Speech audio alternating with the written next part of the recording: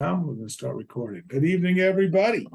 Very exciting and special guest, as we always do on Tuesdays, but tonight even more special than usual. So we're very honored to have with us Rabbi Yosef Groner. He's a Rebbe Shliach in North Carolina. He's also the son of Rabbi Rebbe Groner, who we'll hear about a little bit, we hope, as well. And we're very honored to have him join us here. Now, everybody's very busy getting ready for Yontif, and we're really appreciative that he's willing to take this time, especially late at night over there on the East Coast. So Rabbi Groner, first and foremost, thank you. Welcome. I really appreciate your spending this time with us, and we will be respectful of your time and keep it to a short period. But if people do want to jump in and ask a question, that's welcome as well. Just unmute yourself, but let's get started. Rabbi, it's a couple of days before Rosh Hashanah. Take us back, growing up in Crown Heights, growing up in the Rebbe's court. What is it like 3-4 days before Rosh Hashanah in 770, in the Rebbe's immediate community? Well, first of all, thanks for having me on this evening. It's quite a pleasure. If you ask what was it like the 3-4 days, well, first of all, the Rebbe would refer to these days as Yimei HaSlichot, the days that we recite Slichot. So by that very nature, it was quite intense, because even in the early years when I was growing up and I was a young man, we didn't always get to see the Rebbe every day because we were in yeshiva. In other words, the Rebbe would daven in 770, we were in yeshiva in the neighborhood, but on Slichot, everybody would come to 770 early in the morning and recite Slichot together with the Rebbe. And that was a very, very special moment. The intensity of the days really dawned on us because the time that the Rebbe spent was so precious, and to be able to see the way the Rebbe is so introspective in those days and really preparing himself for Rosh Hashanah was quite amazing. Of course, the day before Rosh Hashanah, Erev Rosh Hashanah, was very, very special. The Rebbe would come to Slichot early in the morning, and then not long after that, daven. Sometimes he would go to the mikveh before davening, sometimes right after davening. And then the Rebbe would open up his door and stand by the entrance of his door, and everyone would pass by and hand a pan. A pan is a prayer note. It's also called a pinyan nefesh. It's a note where we ask for redemption of the soul on Erev Rosh Hashanah. And the line would move pretty quickly, but the Rebbe would intensely gaze at every person that passed them by and lightly and softly say, L'shana tova metuka, L'shana tova mesuka, may it be a good and a sweet year. After everyone went by, we're talking about a tremendous amount of people, they would let the elders of the community come in and they would read what was called a pan kloli. Pan kloli meant that this was a pan and a prayer note on behalf of the community. The elders would sign on it, and the Rebbe would read it. And after the Rebbe would complete reading it, the Rebbe would close his eyes and give a blessing to the community standing by his door. And then after that, the Rebbe would travel to the Ohel of his father-in-law and spend the rest of the day there in prayers. And the Rebbe would come back just before sunset, and they would daven mincha, and then later the Rebbe would come down. So there was a lot of intense preparation. In the later years, starting in 1971, the Rebbe began to have a fabring and a gathering on the night before Rosh Hashanah and recite the Maimer in honor of Rosh Hashanah on the night before Rosh Hashanah. So that was another way of preparation. Some years, on the night of the third of Slichot, which would be like Monday evening or Tuesday evening, in this case, the Rebbe would have a special fabringen as well in honor of Slichot. So there was a lot of activity. The Rebbe would deliver deep ideas of Torah, the meditative ideas, the esoteric ideas of what it means to prepare for Rosh Hashanah. So there was definitely a tenseness in the air. You realize that you're entering into the days of awe. Now, your father, Rabbi Rebbe Groner, was as close to the Rebbe as anyone. Can you give us like some little secrets? What was it like for the Rebbe readying himself for Rosh Hashanah? Every Jew is trying to get themselves ready, emotionally, intellectually, spiritually. any inside info that you maybe could share with the community? So, of course, he would never share with us anything that he saw in the Rebbe's room or any of the private things that the Rebbe would do in preparation. It was only after my father passed away in April of 2020 that we started going through his diaries. So he would write a diary every day of what transpired in the presence of the Rebbe. The diary was not who called, who didn't call, and office diary. This is a diary of his interaction with the Rebbe. Every word that the Rebbe said to him, he would capture and write it out. And there is when we noticed some of the things that he recorded. So I want to give you one example because there's so much to talk about. One of the things that we would see on Rosh Hashanah was that the avoda, the service of the Rebbe on Rosh Hashanah was incredible. There were 2 times a year that we would see the essence of the Rebbe unlike any other time.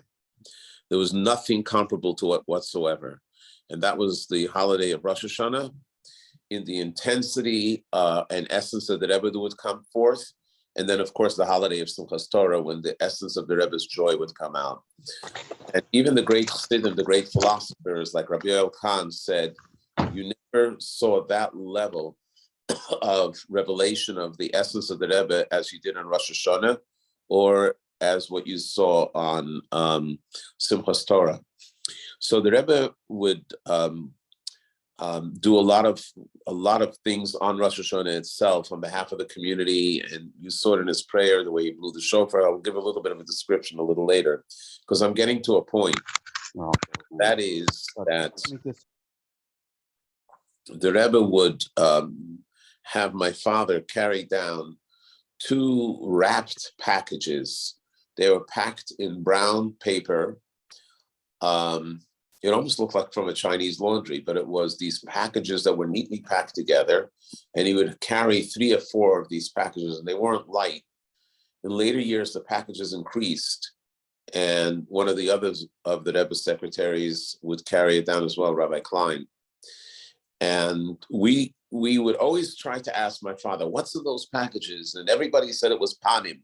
It was those prayer notes that we would hand out, that we would hand to the Rebbe on the Erev Rosh Hashanah, the day before Rosh Hashanah.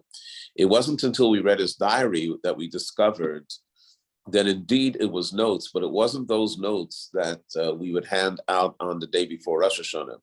It was notes that the Rebbe collected during the year from people that had special requests or special circumstances. Most famously, people that were behind the Iron Curtain in the Soviet Union that were writing to the Rebbe out of desperation. And these were people that their very observance of Judaism would put them in danger. And they would write to the Rebbe what they're doing for Judaism, but still ask for personal blessings. And my father writes in his diary that on the night of Rosh Hashanah, after davening, when the Rebbe would come up to his room, he would sit down and he would call my father in, and he would recite Tehillim. And from time to time, he would show my father which notes he should take, that he should pack up in these bags, that he should pack up in these packages to take it along with him for the next day for the service of Rosh Hashanah. You saw that the Rebbe really bonded with the Jewish people, especially with those people that were writing from their heart, people that were going through a tough time. And it was with those notes that the Rebbe prayed on Rosh Hashanah day. So that was one indicator of what's really going on. Another thing was that during the year, the Rebbe would have audiences, and he would receive people twice a week. But in the 4 weeks prior to Rosh Hashanah, the Rebbe would not receive people because he was preoccupied with preparations for Rosh Hashanah. We don't know what he did. We know that he would write a letter to all of the Jewish people, and he would start the letter, El Bnei B'nai Yisrael B'chol Mokim Shehem, to the sons and daughters of Israel, to wherever they are, wherever they may be in the world. So he would write a Rosh Hashanah message that was sometimes 2 or 3 pages long, and that he would have them translated into English and to other languages. And it was a way that he would connect with the people and say what the message of the year would be. But you saw in general in the Rebbe's demeanor in the days before Rosh Hashanah that it was different than the rest of the year. So take us to at a somewhat of a personal level. So this is what you grew up with. You've been on Shlichus in North Carolina for 4 decades. What's it like when you go away from 770? Now you're out bringing the Rebbe's message to a whole group of people, and you're not in 770. How did you adjust to that contrast to being with the Rebbe for Tishrei and then being out on your Shlichus for Tishrei? It was very tough. It was the toughest holiday to be away from the Rebbe was Rosh Hashanah and Simchas Torah. I remember the first Rosh Hashanah that I was in North Carolina, and I was so heartbroken that the night after Rosh Hashanah, I told my wife we're just going back to New York for a few days. It was so difficult. I want to describe to you what Rosh Hashanah was like by the Rebbe, just the blowing of the shofar. I don't know how many of you know that the Rebbe would blow the shofar himself. Now, when the Rebbe was called for the Maftir Aliyah, which was the last Aliyah, he would have my father bring those bags and put it onto the bima where the Torah was read. And after the Maftir, he would rearrange those bags to be close to him. And before the reciting of the Psalms that you recite before the blowing of the shofar, he would take his talit and he would lift it and throw it over the bundles of whatever of these notes that were there. And he would dig his head into it. And he would begin to sing a song very softly. Only those that stood very close by could hear it. And then he would begin to weep, and you could see his whole body shake from the weeping. And this could take quite a while. And then he would lift his head, but he would cover his face and he would start the psalm. And as everybody started to recite the psalm with him, again, he would throw himself onto the bundles and again weep. And then after that was finished, he would lift himself up and start reciting each verse word for word. There were thousands upon thousands of people in the main sanctuary, in the shul. It was like pressed together like sardines. You could hear a pin drop. Everybody was on the highest attention. They realized that this is where it's at. This is the breakthrough. This is where it's happening. And the Rebbe's voice would carry through in a sweet but yet deep voice from his heart as he would recite the verses. And then he would recite the blessings and he would blow the shofar. Most of the years when the Rebbe blew the shofar, it sounded like a flute. It was so pure and so beautiful. And you knew that the breakthrough is there. We were all swept away with that.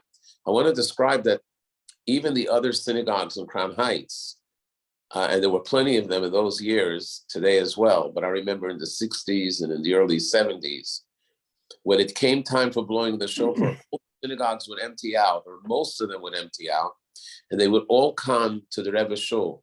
So as packed as it was, more people were pushing themselves in to be at that moment.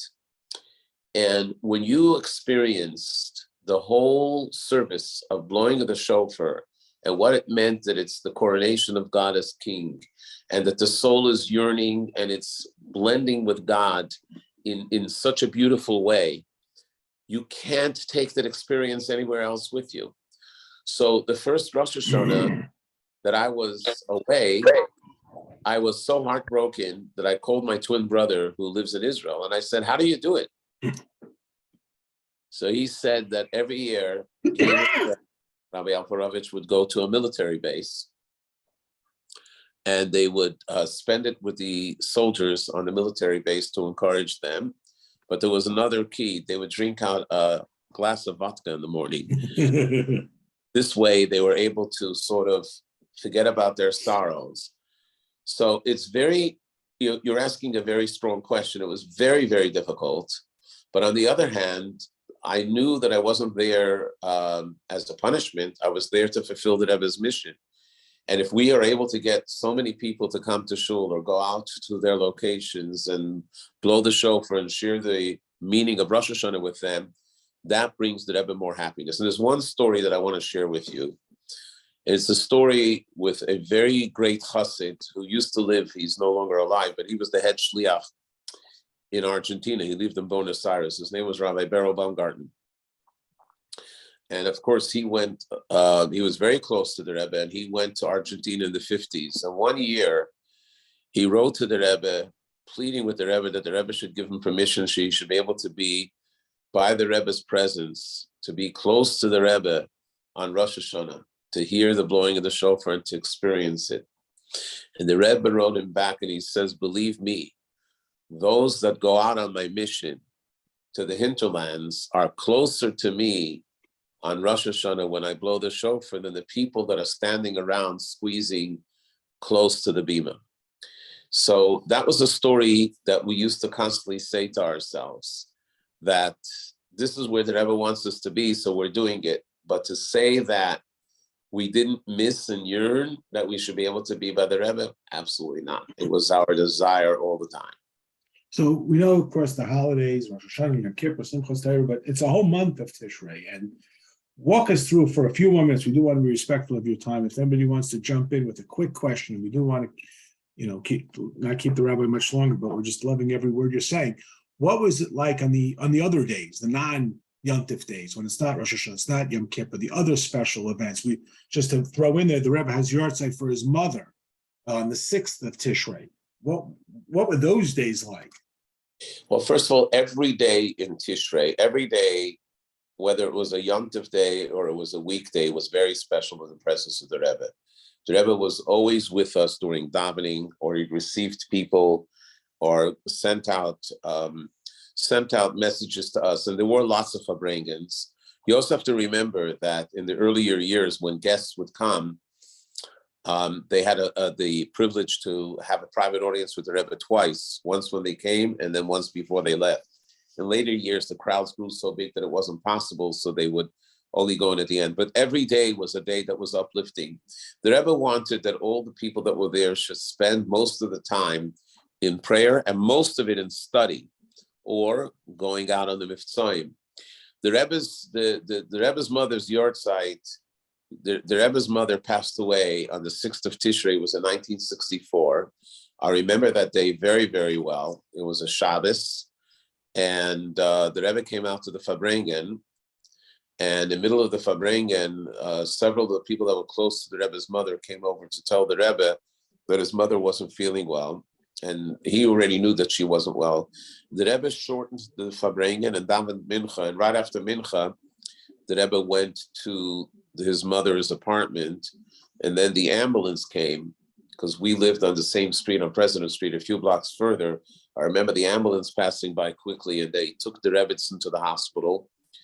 On Shabbat, the Rebbe went along, and Mrs. Khan went along, and my father went by foot, and we were all standing in front of 770 saying Tehillim until we got the word that it was over. But then every year after that, it gave us the opportunity that the Rebbe should be chazan, because the Rebbe would daven for the Yom, so that was very, very special. And also to have a special farbrengen at the conclusion of the yahrzeit. And of course, it was focused on Tishrei, a little bit on his mother. So that was very impactful. There were many farbrengens during that time, but even the weekdays were very, very special. During the 7 days between Rosh and Yom Kippur was intense. Then Yom Kippur, I have to say, even though on Yom Kippur, on the day before Yom Kippur, the Rebbe would give out a piece of honey cake to everyone and give them a blessing for a good, sweet year. As the crowds grew bigger, he would start a few days earlier. And on Yom Kippur itself, I want to go back a little bit, because on the night of Rosh Hashanah, I noticed something. The Rebbe would go to the the Rebbe worked very hard. And when the Rebbe came in at night for the evening service, the Rebbe would walk to his spot, and before they would recite the Tehillim, they would sing Avinu Malkeinu. And that was it was a song that was composed by the Alter Rebbe.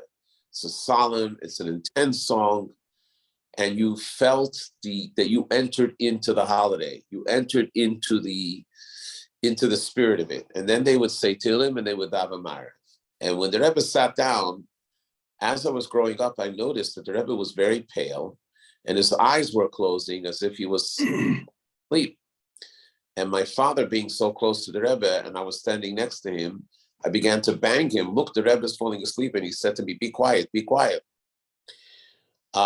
After the davening, when we were going home, he said to me, "Don't you know what it says in Hasidic thought, that on the night of Rosh Hashanah, God withdraws most of the energy from the world and leaves a shallow level of energy that is recalled on a higher level on the day of Rosh Hashanah with the service of the shofar." Now, we ordinary people are not sensitive to that shallow level of the divine that remains, but the tzaddik is, and the Rebbe is sensitive to it. And he says every year from when he remembers on the night of Rosh Hashanah, the Rebbe was always pale, and the Rebbe always looked as if he was falling asleep. And it's something that left an impression on me, which was tremendous. Yom Kippur was different. Yom Kippur, on Erev Yom Kippur, after the honey cake, the Rebbe would give a blessing after Mincha to the whole community. And then before he would come down for Kol Nidre, the Rebbe would give a blessing to the yeshiva students that he called his children. And it was already in his talis and his kittel. It was a very special moment. But when the Rebbe came down to Kol Nidre, it was a regular davening for Yom Kippur. And then the Rebbe would remain there until after the reciting the entire Tehillim. The intensity of Yom Kippur with the Rebbe actually came to the conclusion of Yom Kippur. By Mincha, the Rebbe would receive the maftir, and then came the Ne'ilah prayer. And by the Ne'ilah prayer, you saw that the Rebbe was like the same way he was during the blowing of the shofar, very intense. His talis would cover his head so you couldn't see him. And when they would sing Avinu Malkeinu, the Rebbe would motion that they should sing very strong, but you saw that he was crying a lot at that time as well. It was like the finito. And then when it came to the very end of Yom Kippur, just before they blew the shofar, the Rebbe they would start singing a march. It's called Napoleon's March. And slowly the Rebbe would pick up the rhythm, and then he would turn around. When he would turn around, his face was so intense, and his eyes were like lasers. I can't describe it any other way. And he would look at the whole crowd, and then he would get up in his chair, and he would begin to increase the joy and the tempo. And you saw the transformation from the days of solemn days, the days of awe, to the days of joy. And after that, it became Yontif. It became good Yontif to everyone, but a smile. It was such an amazing experience. So yeah, the Yontif days and the non-Yontif days blended in together because every day was a special day by the Rebbe. Then when it came to Sukkot, the night before Sukkot, the Rebbe would have a Fabrengen. And on Erev Sukkot, the Rebbe would give out a lulav and etrog to all the visitors that came, the representatives of the various countries that came. And on Sukkot morning, the Rebbe would come early to 770, and he would recite the blessing over the lulav and etrog in a sukkah, and then he would allow everyone that wanted to recite a blessing on his lulav and etrog. That would take many, many hours. I still remember the years when the Rebbe would stand himself in the sukkah watching it. He did it again the last year in 1991, but I'm talking about in the 60s.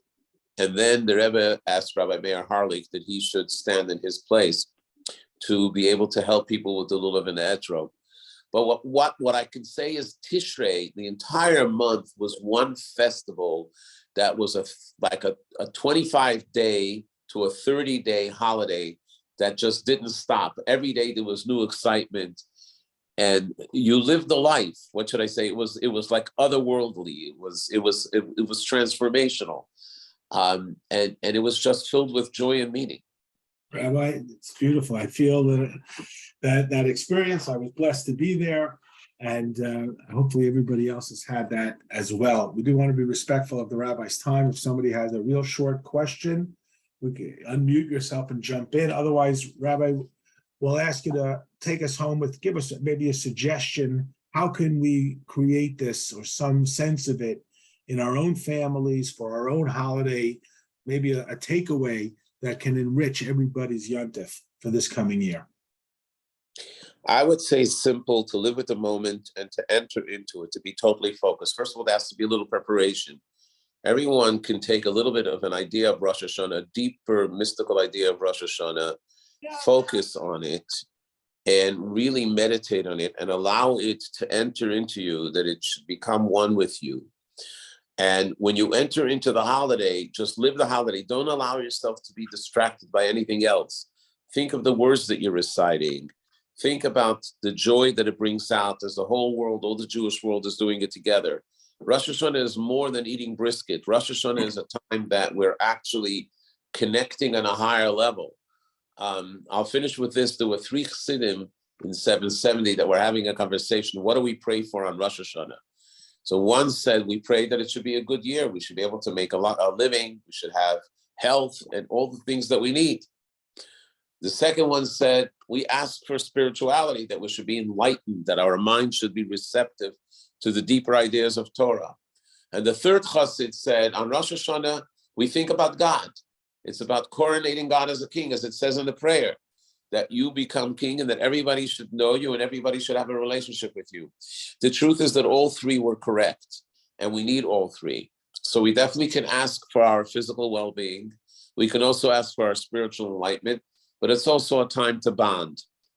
Rosh Hashanah, actually, in Chabad, even though there is the deepest discourses, excuse me, of Hasidus are recited in honor of Rosh Hashanah, but yet on Rosh Hashanah itself, people utilize the time to recite Tehillim, to recite the Psalms, because you're saying holy words and you're entering into the domain of God. That's one thing that I would say. The other thing is to think about the others around you.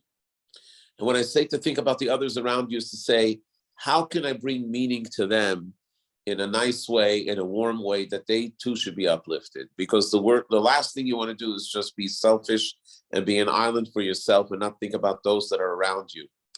And the idea of those that are around you is to inspire them, share a good thought, listen to what they have to say. And if you know a Jew that didn't hear shofar and you know how to blow shofar, or you know someone that knew how to blow shofar, encourage them to go there and blow shofar for them. Similarly, on Sukkot, to be able to bring the joy of the holiday with the Lulav and Esrog. Because as the Rambam writes, true joy is when you share it with someone else. That really is what brings joy to ourselves and joy to Hashem. So we pray that Hashem should inscribe us and seal us in the book of life, the book of health, the book of goodness and sweetness. And may this really be a year that'll be a tremendous blessing for all of us. And of course, the greatest blessing of all, the coming of Mashiach with the Geula Shlema. Wow, Rabbi, fantastic, beautiful, amen. Thank you, 1,000 thank yous to everybody and from everybody. Thank you so much for sharing this with us. And we're really grateful, truly, truly grateful. Thank you. You and your family should be blessed with your shlichus. To everybody. To everybody. Okay, everybody. We'll see. Thank you. Amazing. We'll see you tomorrow night for Mimer at 9:15. Good night, everybody.